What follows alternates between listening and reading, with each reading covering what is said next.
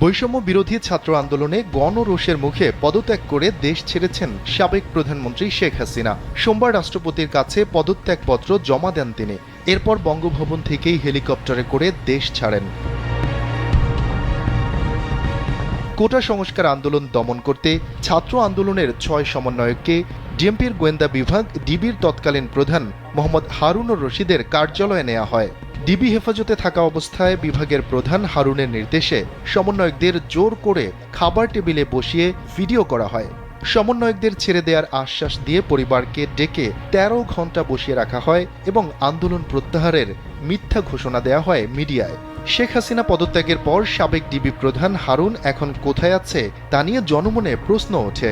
Police সদর দফতর থেকে জানা যায়, শেখ হাসিনার দেশত্যাগের খবর জানার পর শাহবাগে লোকজনের সংখ্যা বাড়তে থাকে। এর আগে সাবেক ডিবি প্রধান হারুন দিনভর পুলিশ প্রধানের সঙ্গেই ছিলেন। শেখ